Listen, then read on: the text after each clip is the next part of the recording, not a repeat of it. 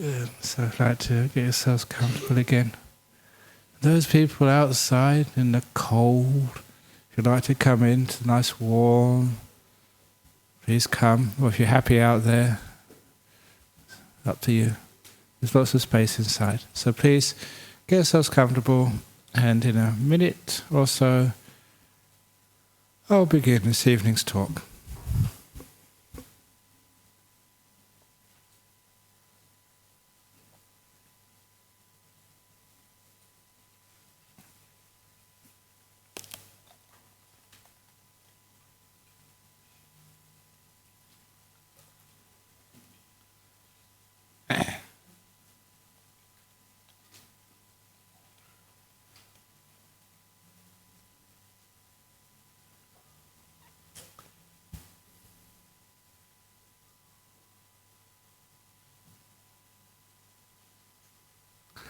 Okay, most people are in, some are still out.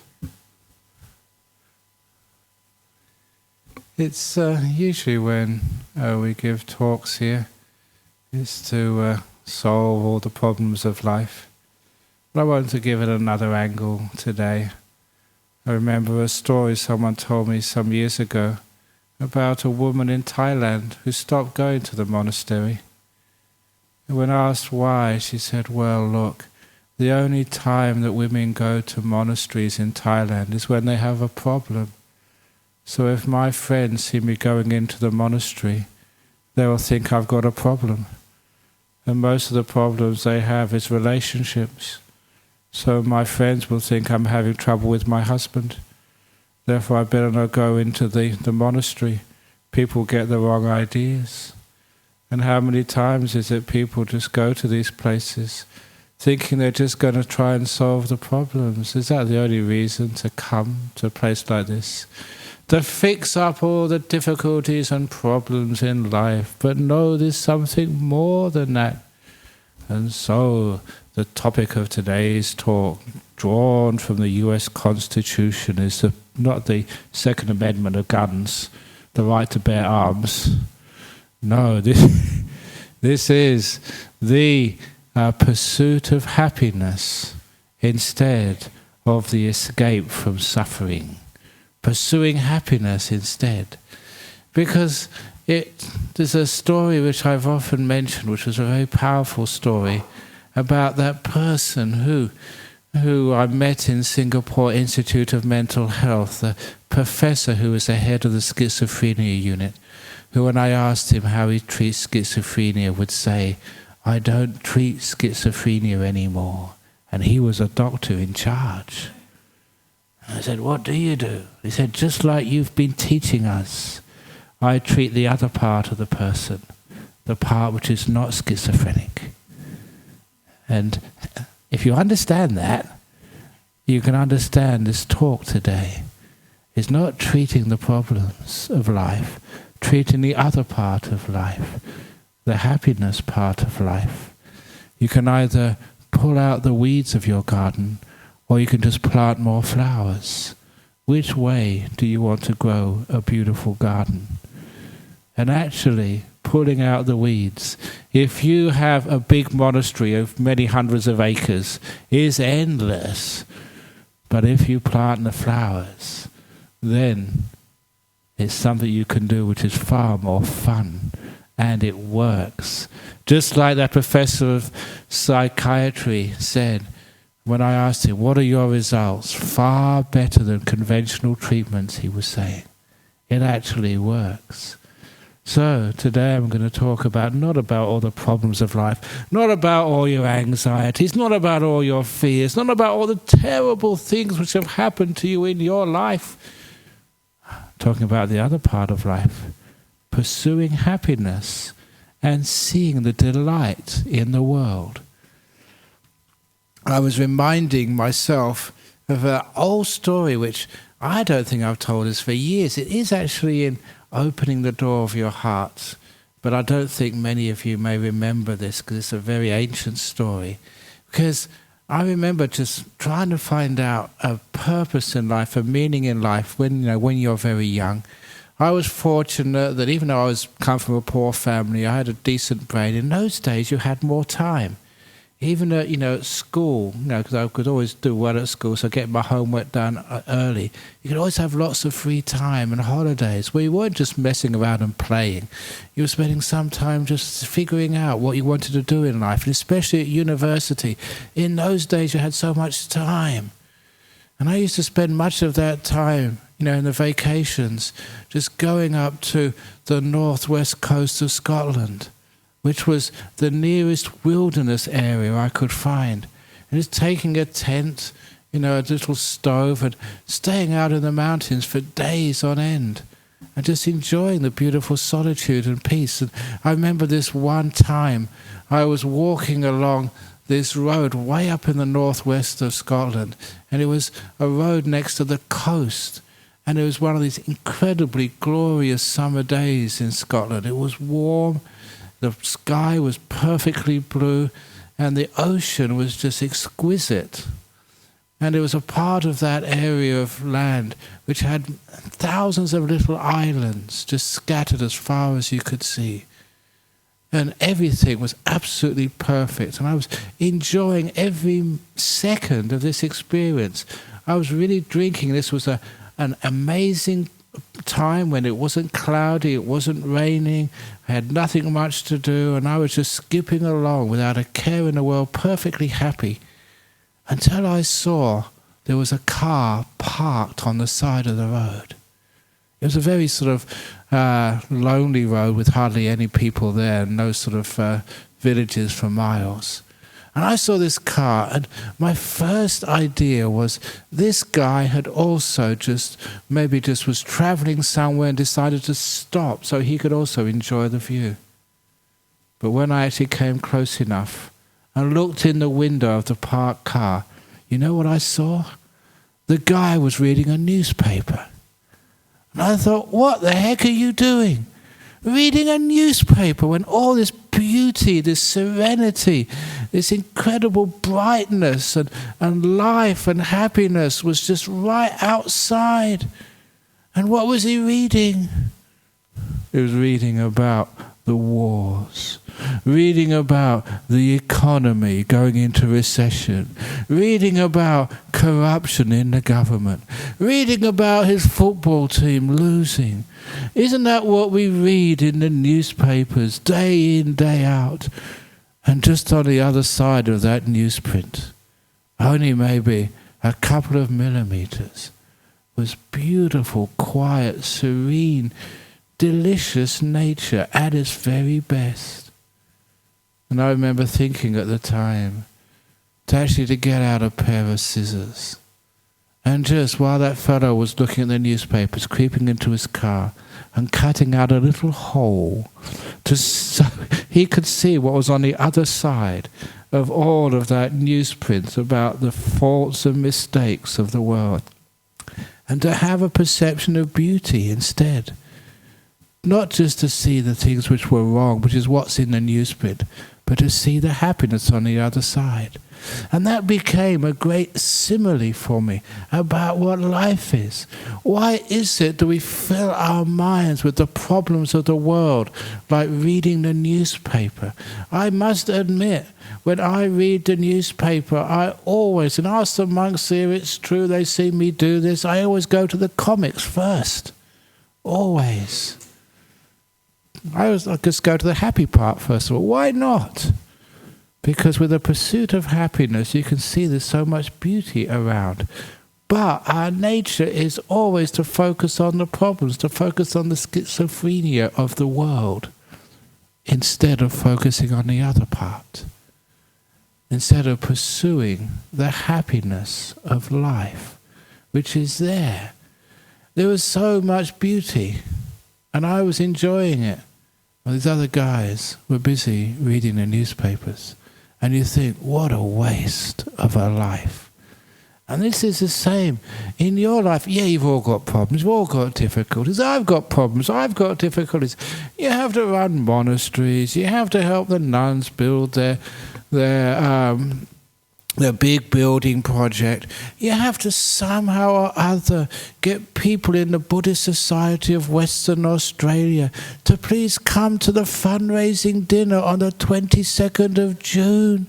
It's so hard. There's still 9 tables left. It's only $160. One of our people in our monastery got pinged by the speed camera. We got the letter today. He has to pay $300. So just think, there's $160. It's not that much. Just think you've been pinged by Ajahn Brahm's speed camera, and you've got to pay and come to our dinner, which is only in how many weeks' time? 6 weeks' time. And it's supporting a good cause. It's so hard for me to do these things. So I've got all my problems as well. That's the advertisement embedded in today's talk. And you can get the tickets from the reception desk afterwards. Please be very good. And if it's anyone's birthday, then just buy them a ticket. If it's your wedding anniversary, buy them a ticket, for the wedding. Even better, if it's your divorce anniversary. Why don't people celebrate divorces these days? And come, I know they actually come to the temple quite often. They always make merit on their birthdays by feeding the monks or the nuns, giving a donation. They also do it on their anniversaries when they're married. Why not coming on your divorce day as well? Oh, freedom at last. Anyway, maybe I'm going a bit too far there, being unromantic, but never mind. But I have my problems with all the stuff I've got to do. But a lot of times you don't focus on that. You focus on the beauty of life as well. Because there over in Scotland, there was so much stillness and happiness. I know what? I was walking in those places and camping out there. There was nothing going on. And I remember the time trying to work out the meaning of life. Thinking that there in the stillness, you can meditate, you can think and work out as a young man what you're going to do in life and where you're going to go. Yeah, it was true, I had all these ideals. What I really wanted to do in life was on my personal happiness and also to give happiness to others. At least I wasn't too far off there. Because it wasn't like solving the problems in the world. That's negativity. That is just like pulling out the weeds. I wasn't going to solve the problems of the world. I was going to plant the flowers, create happiness in the world. And the two are totally different. If you think you're going to solve the problems in the world, they become endless and they become intractable. You just can't do it. It's just you try and it doesn't work. And you burn yourself out. You know why you burn yourself out? When there's a lot of people do that. They really are working hard, in clinics trying to treat people with drug addictions or people who have other mental health problems, people who are lonely, people who are old. There's so many wonderful people in there, but they're treating the sicknesses, they're not treating the other part. And because we focus on negativity day in or day out, after a while we just get burnt out. When people get burnt out because they just focus on problems and negativity and the faults, just like reading the newspapers day in and day out. And just on the other side of that newspaper, it's so close, there's just so much beauty and happiness and joy. So what about we find another way? Instead of solving the problems of the world, trying to add more happiness into the world. Just adding joy. Like that great Dr. Patch Adams. I don't know how good a doctor he was, how good at curing illnesses, but he really was a great comedian. And he could make people laugh. That's why even as a monk, I'm not quite sure what a good monk I am, but I certainly know how to make people laugh. Sometimes anyway. Usually I just make people groan. But it's the same thing really. But you can see that just adding that happiness and adding that beauty, adding that joy, sometimes people forget about their problems and the difficulties and the sicknesses and the cancers and the pain, and they just laugh and see the beauty and see the happiness and see the joy in the world. So instead of trying to solve the world's problems, how about trying to add more happiness into the world? The pursuit of happiness. And it's not just in others, in yourself as well. How often do you look at yourself and think of all the faults, all the things which need to be fixed up, all your errors, all of the stuff which has gone wrong in your life, which is going wrong now, which I'm sure is going to go wrong afterwards. If you focus on that, and you always see problems and problems and problems and problems in life, which is one of the reasons why most people come here. If you don't look at those, but look at something else, look at the beauty just on the other side, and it's only 2 millimeters of newsprint. On the other side of those faults is a beautiful world. It is so close to you. It just needs a change of attitude, that's all. See a little bit deeper, a little bit, and just cultivating the delight, cultivating beauty, cultivating happiness. It's not that difficult to do. So I have all my problems to do in life, and sometimes you get some success solving people's problems. People actually do come and tell me, "Oh, thank you, Ajahn Brahm, you saved my life. Thank you, Ajahn Brahm, blah, blah, blah, blah, blah." But there's something more than that. I'm not just trying to save people's life and keep them alive, not trying to save people's marriages and keep them together. It's just what they do once they are together, to try and create that happiness and joy in life, that pleasure, that lightheartedness, that ability to see in that person that you've chosen to live with what you saw when you first fell in love. And I'm not being romantic, I'm just being real. There's incredible beauty in people. And it just needs to look for it, and then you see it. You see so much beauty in these prisoners who come and work over at Bodhinyana Monastery every day. Or even worse, better, those people are not even allowed out. You see so much beauty and purity and goodness in there. When you see that, you know what happens? They see it too. When they see it, it grows. When it grows, they change. They realize they're not sort of bad people anymore. Just like you. You're not a bad person. It's so hard sometimes to actually talk to people like that, especially people who've been wounded. People have been wounded by their own actions or by the actions of others or by the actions of life. They've had a hard time. Yeah, you've had a hard time. You had a good time as well. Why is it we focus so much on the hard time we've had, the difficulties, all the stuff which has happened to you this week? Why is it you remember just all the bad stuff? You know that old story, I think I told it even last week, of the 2 chicken farmers. I'm not going to sort of say it only just in passing. 2 chicken farmers, one collected the shit, the other one collected the egg. And they brought that into the house with them. Which was the smart chicken farmer? Do you go into the shed and fill the basket full of the stinky stuff? Or do you fill it with eggs? When you collect the produce of your past, when you look this past week, what's happened to you? What do you remember? What do you put in this basket you call memory and bring into this present with you? Are you shit collectors or egg collectors? When I tell that story, everyone admits they're shit collectors. They don't collect eggs. So this is the problem with our world. When we collect eggs, we look at the past and we think of all the wonderful, beautiful, lovely things which have happened to us. We are someone who is pursuing happiness, not pursuing problems and mistakes. And if you can pursue that in your past, pursue the happiness which you've had, and let the pain, the difficulties, the disappointments, the errors, the faults, let that disappear. Why not? It's just training, that's all. It's just seeing another way of looking at life, not taking out the weeds, but planting the flowers. Seeing that's a different option. It is the pursuit of happiness, not the pursuit of faults and pain and difficulties.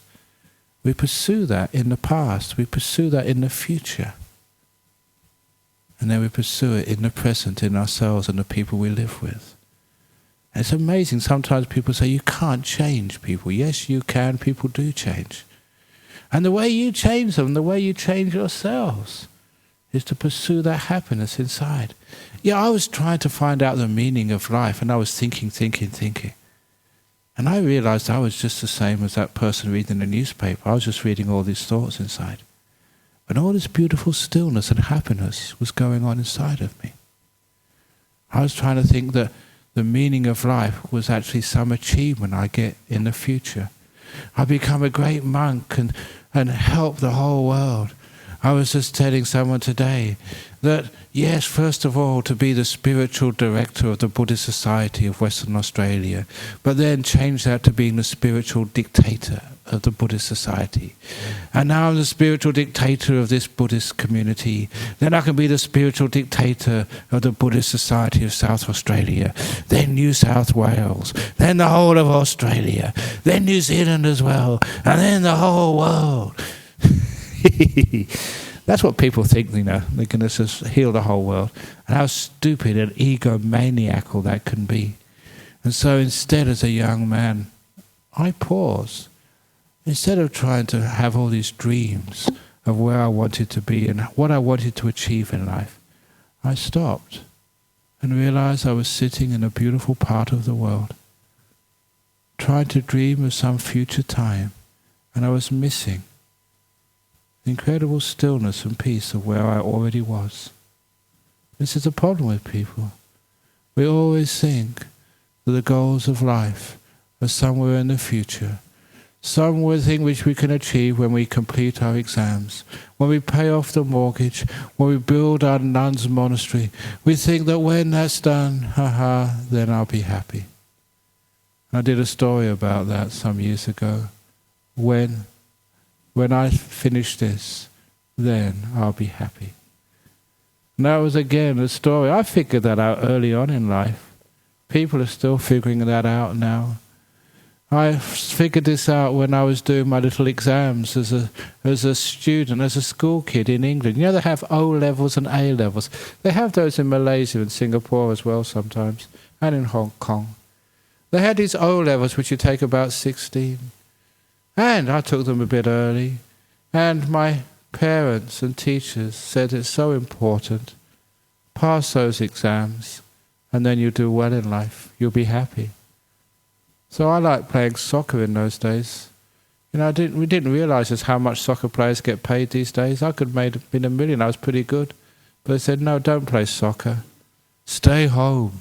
Do your homework.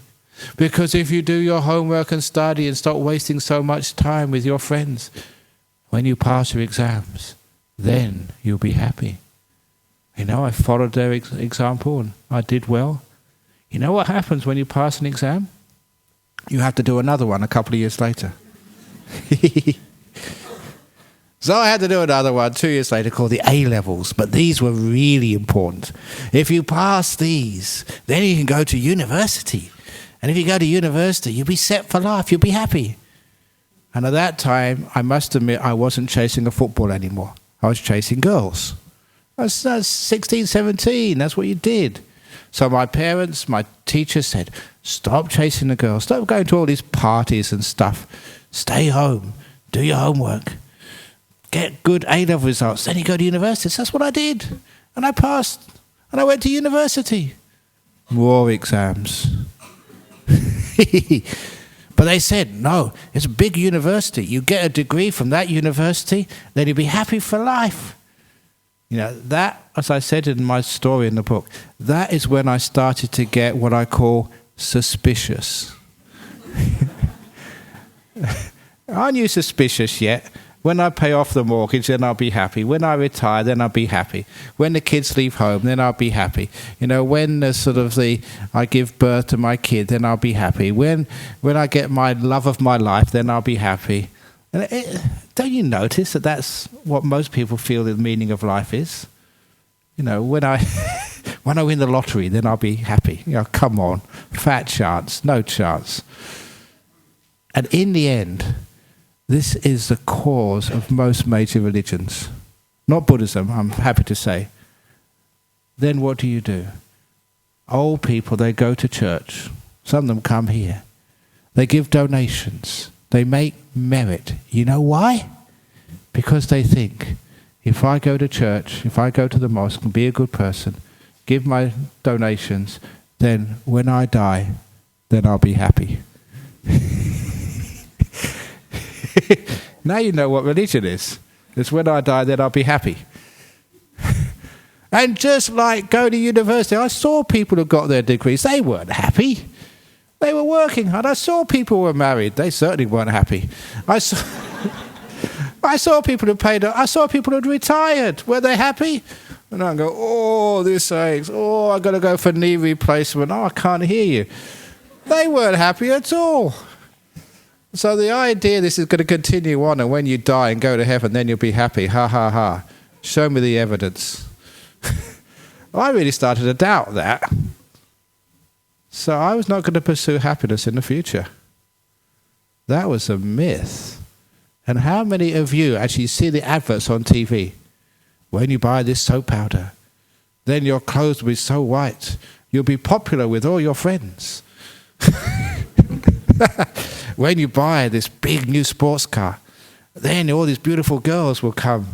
Then you'll be happy. Isn't that what adverts are? Have a look at the adverts, and isn't it, when I get this, or when I do that, then I'll be happy. And does it work? How many times have you been doing that? All these years you've been working hard. When I get rich, then I'll be happy. When I get the promotion, then I'll be happy. When I get... Come on. You should have become suspicious like me a long time ago, but at least become suspicious now.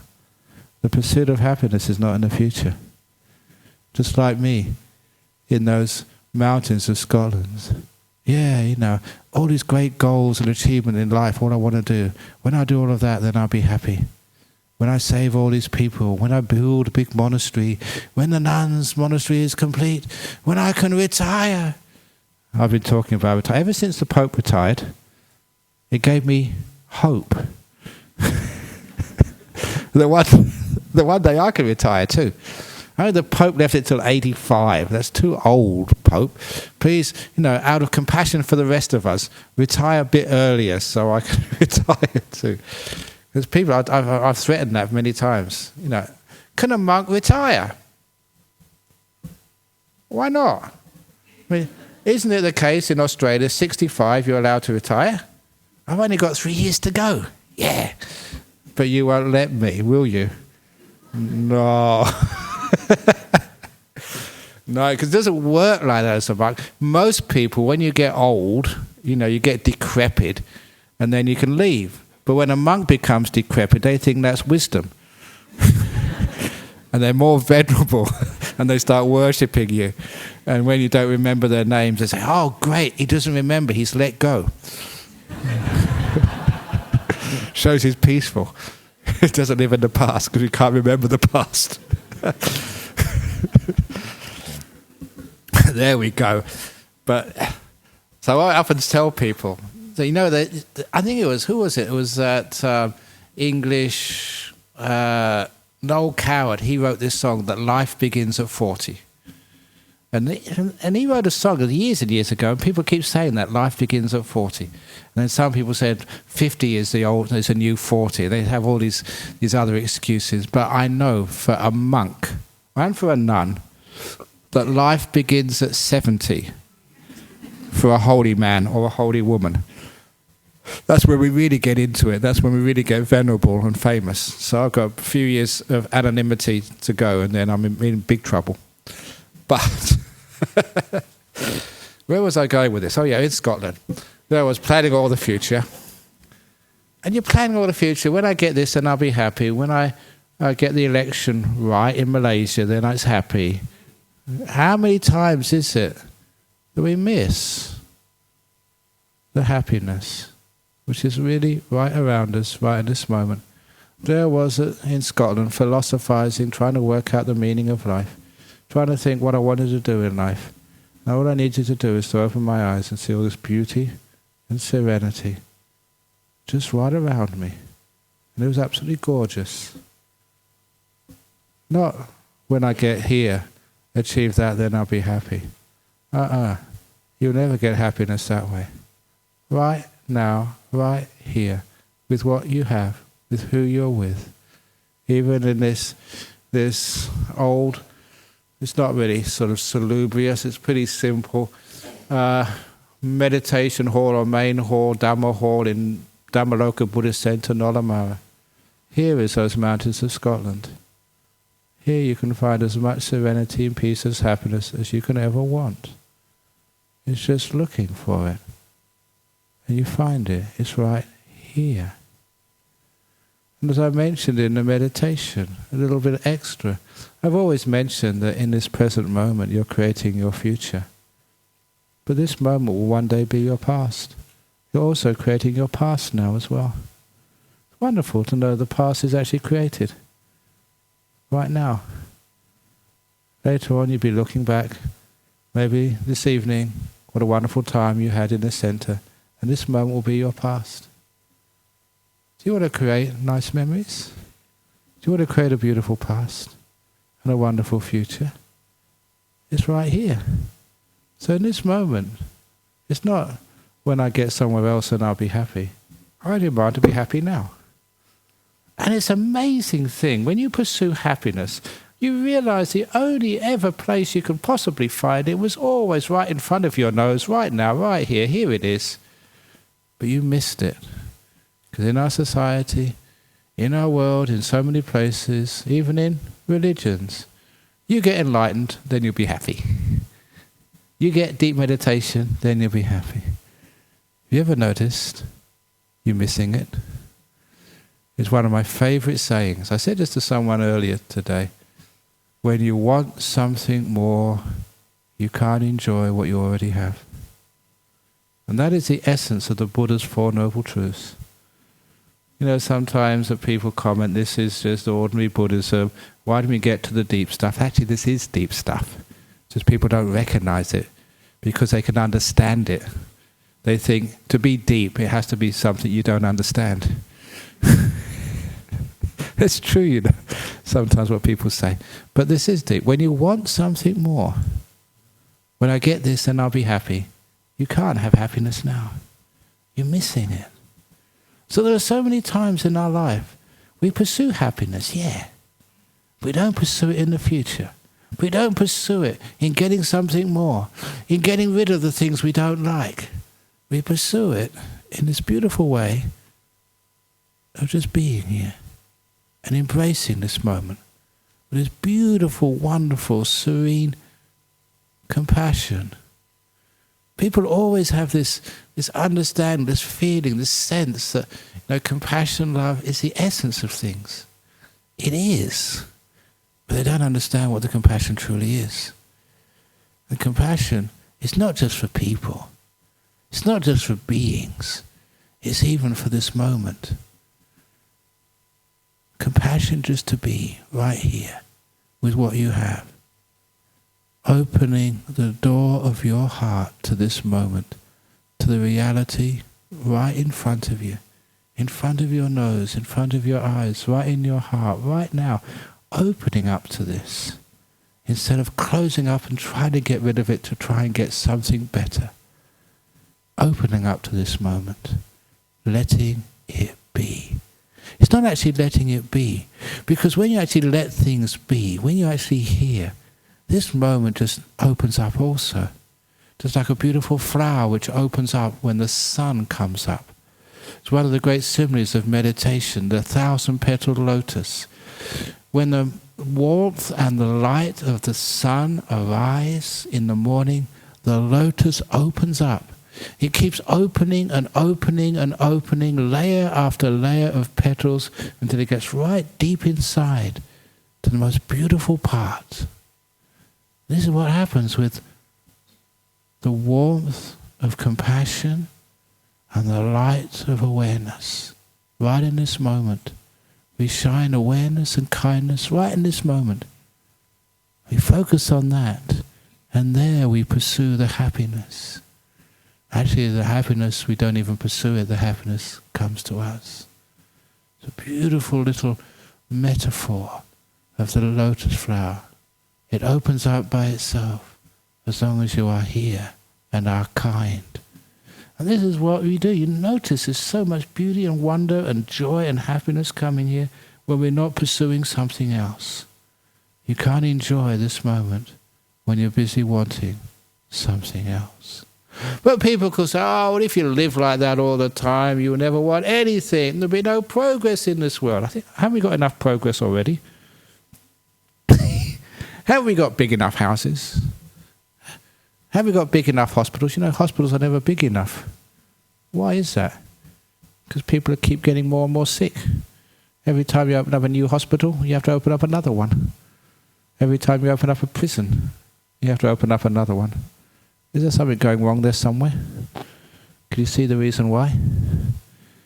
We got so stressed trying to make things happen, we've lost the art of enjoying where we are.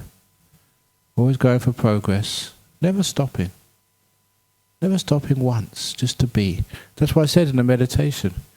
A little observation.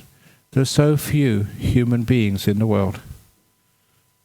There are many human goings, going somewhere. Many human lingerings in the past. But how many humans actually being here? We're supposed to be human beings, but we're not. We're always humans doing something, going somewhere. I remember one of the friends who comes on a Saturday. I'm sometimes very busy, see me just going here, going there, carrying stuff. And I was carrying stuff into the office. And I just happened to go past him, and I was trying to sort of quickly get something done. He said, "How are you today, Ajahn Brahm?" And I said, "I'm getting there." Have you ever said that? I'm getting there? And then he's much wiser than I was. He said, "Where are you trying to get to?" And I thought, oh God, he's caught me out. Where are you trying to get to? All this rushing around, all this hard work, all this driving here, driving there, going to work Monday mornings, doing this, doing that. Where are you trying to get to anyway? I'll tell you where you're trying to get to. There's 3 places you get to in Perth. Karrakatta, Fremantle, Pinnaroo. The 3 crematoriums. That's where you're getting to. Okay, for those overseas, it's any place, a cremation ground or a cemetery. That's where we're getting to. So I realized I was really just missing out there. So this time when people say, "How are you?" or "What are you doing?" I never ever say I'm getting there anymore. I say I'm being here. Now, can you get that into your head? Don't try and get somewhere. Try and be here. Now, if you can do that, you can understand how to pursue happiness in life. Being here instead of trying to get somewhere. Becoming a human being again. Getting somewhere again is, why are you trying to get somewhere? Because there's things which need to be done. There's things which are wrong. Things which need to be fixed. Buildings need to be built. Tables at this fundraiser need to be sold. Blah, blah, blah. There's always things needed to be done. But okay, sometime you can do that. But please, sometime in your life, try and be here. All of the assignments you have to do at university. All of those dishes which need to be washed. Or can't you just be here for a change and enjoy the moment and just let all this stuff go? And if you know how to do that, you can understand the meaning of that 4 Noble Truths. When you want something more, you can't enjoy what you already have. And people think they're pursuing happiness, but they're not. They're just fixing up faults. And the two are totally different. Pursuing happiness, fixing up faults are diametrically opposite. We think if we fix up all the faults, solve all the problems, clean all the dishes, then I'll be happy. And I've already mentioned that that never works. So if you're going to have a pursuit of happiness, don't go pursuing happiness by fixing up the problems. If you're fixing up the problems, it's endless. There's another problem comes. Try and just pursue happiness instead. To hell with the problems. Yeah, they're there. But I'm going to focus on the other part of the patient. Not the schizophrenia. The other part. Not the part of life with all the politics, slagging each other, the corruption in the world. How about focusing, the sick people, but how about focusing on the other part? The happiness. I also like saying that story when there was this nun. She was an Australian, a Tibetan practitioner. I don't care whatever practitioner that you are. Don't even care whether you're Christian or Muslim or whatever. If you're a friend, you're a friend. That's it. So I went to see her in the old hospice when it was over in Shenton Park. Terrible thing closing that hospice down, but they did. I went to see her because she gave a call to me over in Serpentine Monastery. She said, I've been looking after her for a while, counselling her and stuff. She said, Ajahn Brahm, I think I'm going to go soon. Can you please come and visit me one last time? And as many of you would have experienced, I've experienced this so many times, the doctors don't know, but the patient knows they're about to go. She died a day and a half later. So what did I do? Of course, I was a really busy monk, so stopped everything I was doing. Who cares? You've got to go and look after a friend. So drove all the way from Serpentine to Shenton Park, about an hour and a half that day, and got to the old hospice. And you had to check in with the duty nurse. And I said, I've come to see this. And he had a Tibetan name, Jumper something or other. And I went to go and check in. And she said, I always remember this nurse. She was an Irish nurse. And she said, I'm sorry, but you can't visit her. So look, I've just come all the way from Serpentine. It's an hour and a half. I don't care where you've come from. We have to respect our patient's wishes. She was really fierce. She was like the Australian version of Margaret Thatcher. she was. I remember Margaret Thatcher's one of her famous quotes. There's 3 types of ministers. One you argue down, one you beat down, the other ones you grind down. I always remember that one. But anyway, she was like that. And so, I can be quite sort of tough, and so I can stand my ground against anybody, as some of you know. And I said, no, look, she just called me, and she asked me to come. And this nurse was really angry. She glared at me and said, come with me. So I went with her. I went to the patient's door, and there was this, I'd always remember this big sign on the door. The sign read, absolutely no visitors. And I like telling the story too. I told it many times. And the nurse pointed to that sign. See? It said absolutely no visitors. And I looked at it. You know what it had on the bottom? In small print? Except Ajahn Brahm. It had it there. And I just could not resist. I know it's not an ethical, compassionate thing to do, but I couldn't resist. I looked at that nurse and said, see? And I enjoyed that too. And she was very upset, but she let me in.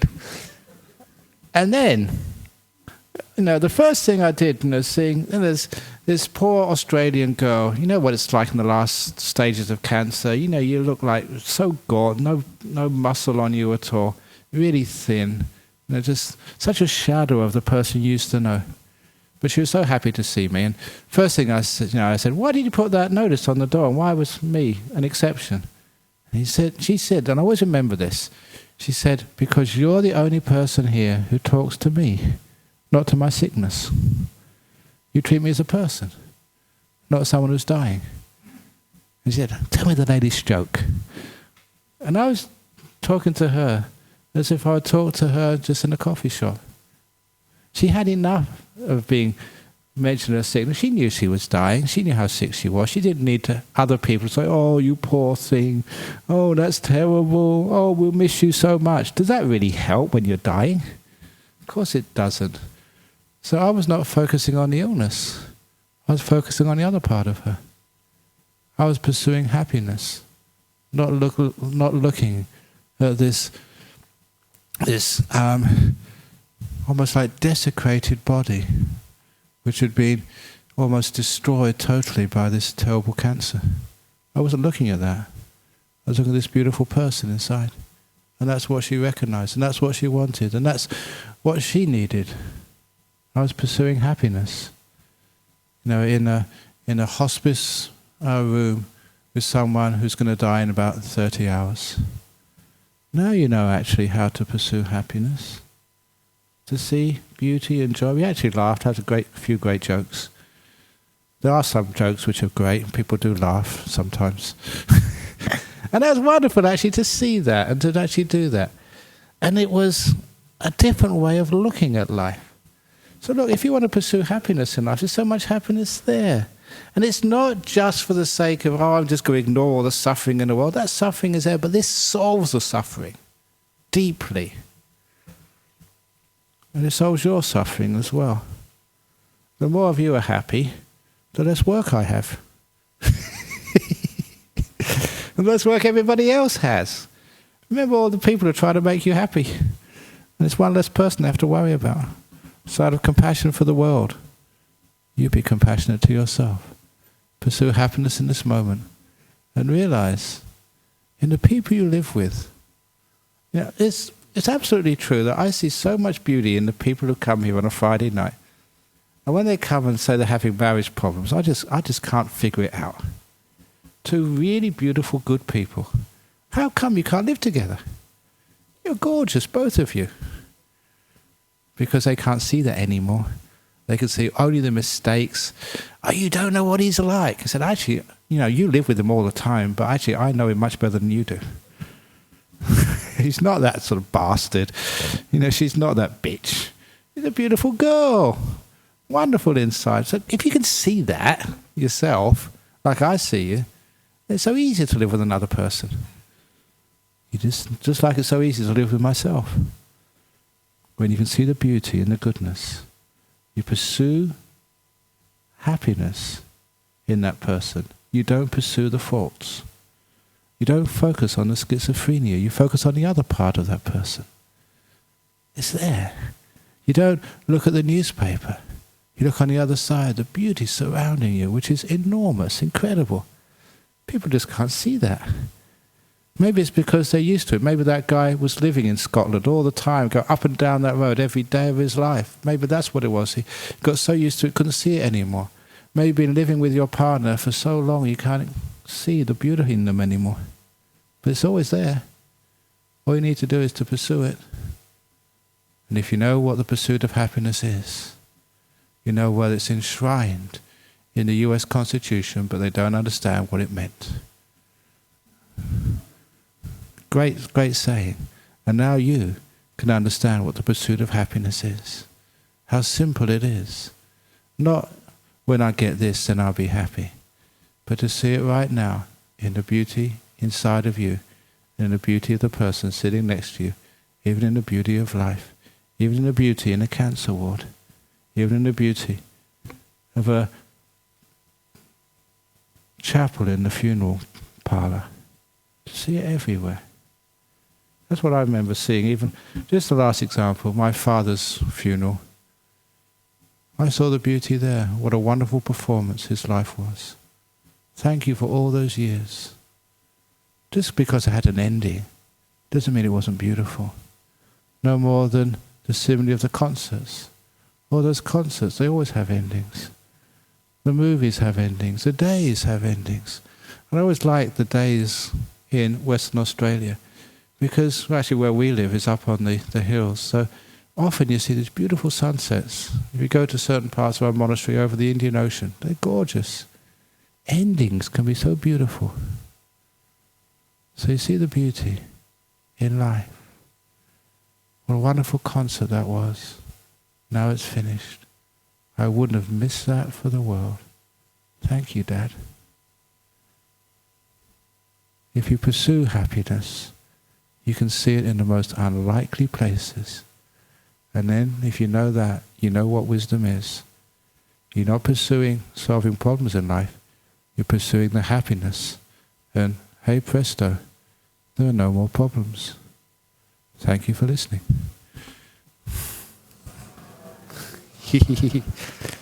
Okay, so we have some questions, comments and complaints as usual. First of all, from overseas, here we go. Number one, we have from UK, Adelaide and the Netherlands today. Oh, this is an interesting one. Simon from UK. How far can the Buddhist Dharma be used as a social revolutionary tool? Yes. Down with the government, down with the establishment, down with the rich, up with the poor. No, that's old-fashioned.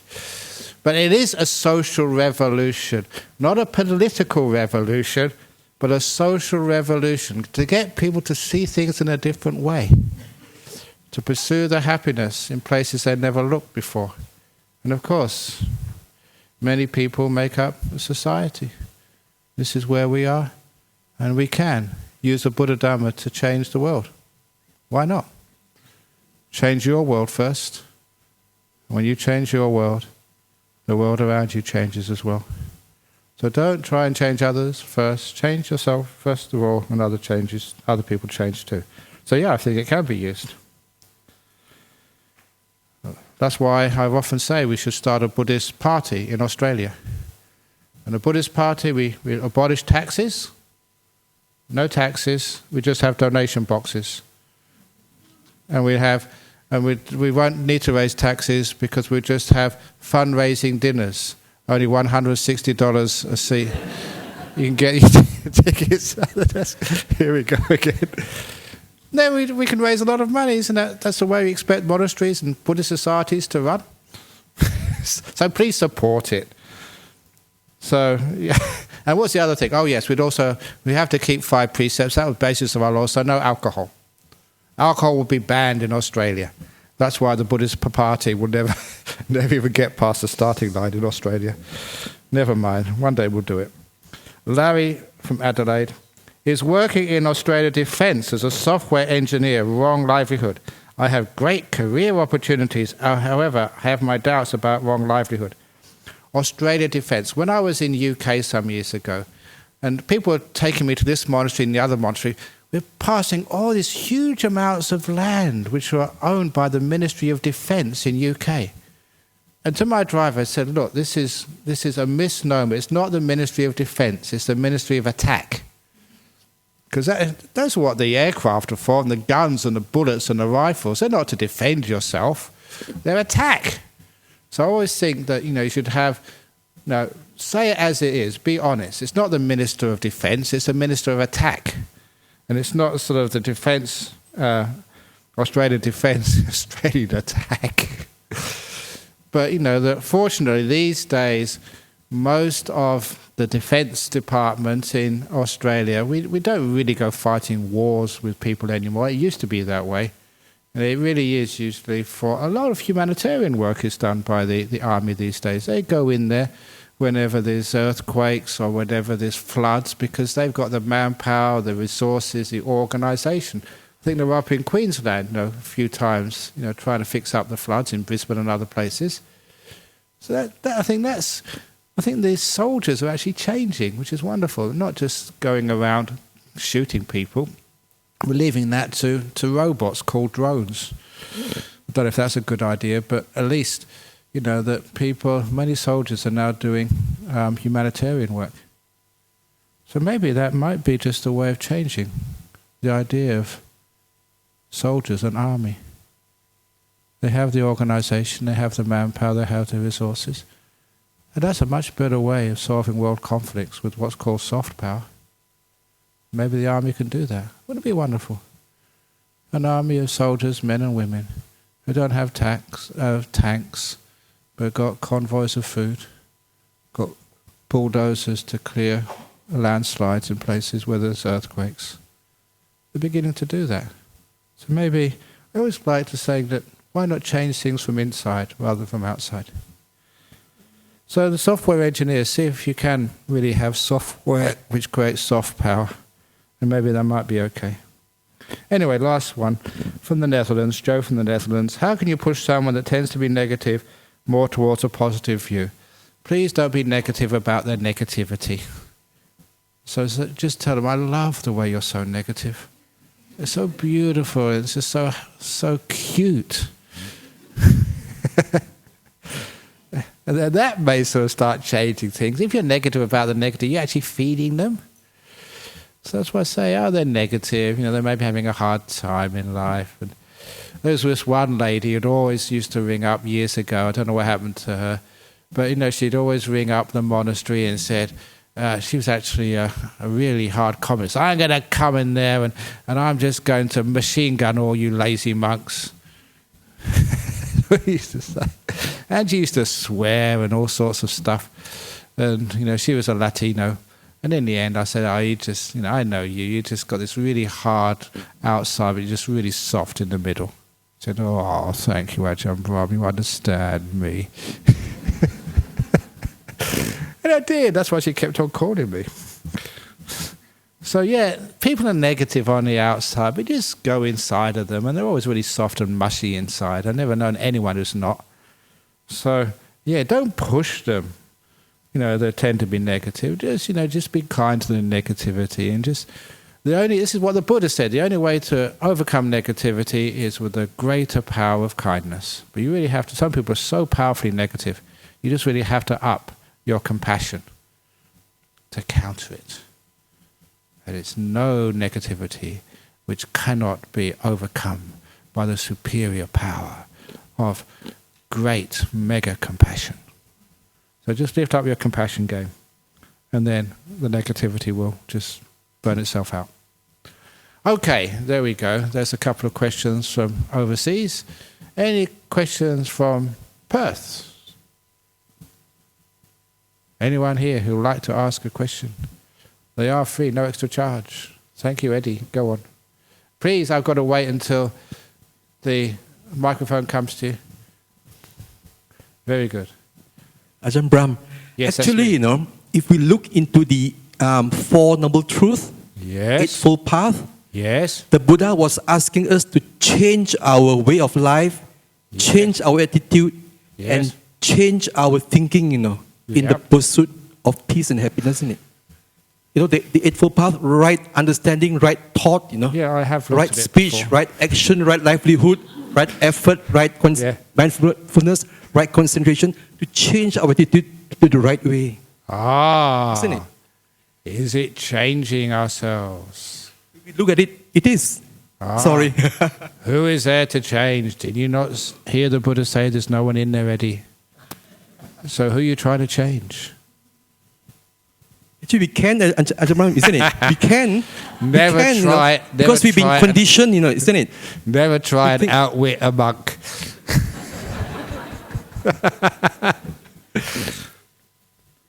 This is what people have been doing all their lives, trying to change things.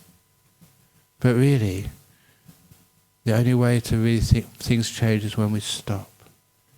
We don't change. When we stop trying to change, then change can begin. And that's not sort of some smart aleck statement.